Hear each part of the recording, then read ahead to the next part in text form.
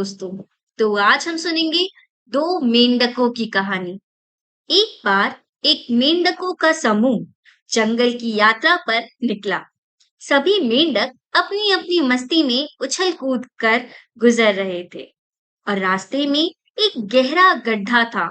तो दो मेंढक मस्ती करते करते गड्ढे में गिर गए और गड्ढे के बीच एक पत्थर पे लटक गए। अन्य मेंढकों ने यह देखा कि गड्ढा बहुत गहरा है, तो वे उन्हें कहने लगे कि इस गड्ढे से बाहर निकलना नामुमकिन है। लेकिन फिर भी यह दोनों मेंढकों ने उनकी टिप्पणियों को नजरअंदाज किया और दोनों गड्ढे से बाहर कूदने की कोशिश करने लगे।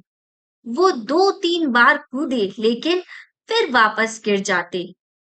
तो यह देखकर ऊपर वाले सभी मेंढकों ने कहा कि आप चाहे कितनी भी कोशिश कर लो, लेकिन इस गड्ढे से बाहर निकलना नामुमकिन है। इस फिजूल के दर्द से अच्छा है आप गड्ढे में गिरकर मर जाए।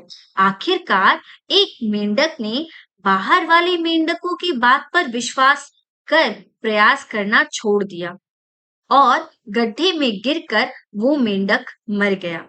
लेकिन दूसरे मेंढक ने अपने पूरे जोश से कूदना जारी रखा।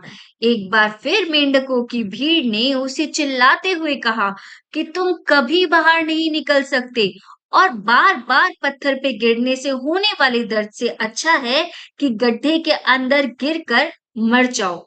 लेकिन उसने किसी की नहीं सुनी और वह और जोर से कूदने लगा। वो जितनी जोर से गिरता, वो उतनी ही जोश के साथ उठकर कूदता और आखिरकार उसने कर दिखाया। वो एक बड़ी छलांग के साथ बाहर आ गिरा। सभी मेंढक उसे अचरज से देखते रह गए और एक मेंढक ने उसे पूछा कि हम सब तुम्हें मना कर रहे थे, क्या तुमने यह नहीं सुना? वो मेंढक सभी मेंढकों को आश्चर्य के साथ पूछने लगा, क्या आप मना कर रहे थे? मुझे कम सुनाई देता है, तो मैंने गड्ढे के अंदर कुछ सुना ही नहीं। उल्टा मुझे तो ऐसा लगा कि आप लोग मुझे उस समय प्रोत्साहित कर रहे हैं। तो इस कहानी से हमें क्या सीख मिलती है? इस कहानी से हमें 3 सीखें मिलती हैं। सबसे पहली सीख कहती है कि चाहे आप कितनी भी बड़ी मुश्किल में फंस गए हों, लेकिन कभी अपने आप पर से विश्वास ना खोएं। कभी हार ना मानना और अपनी आखिरी सांस तक लड़ते रहना। फिर किसी मुश्किलों की औकात नहीं कि वो आपको ज्यादा देर तक परेशान कर सके। इस कहानी से हमें दूसरी सीख ये मिलती है कि शब्दों में बड़ी ताकत होती है। संघर्ष करे रहे किसी व्यक्ति के लिए आपके प्रोत्साहन करने वाले शब्द उसे बढ़ावा दे सकते हैं और उसे ऊपर उठा सकते हैं। तो आप हमेशा सावधान रहिए कि आप क्या कह रहे हैं। किसी को भी नकारात्मक टिप्पणी देकर उसका हौसला ना तोड़े। किसी की आशा पे चोट मत करना।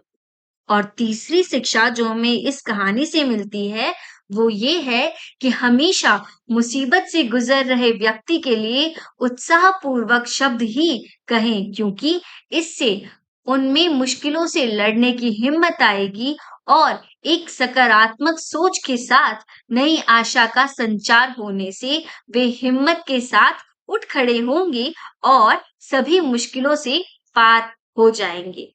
धन्यवाद दोस्तों।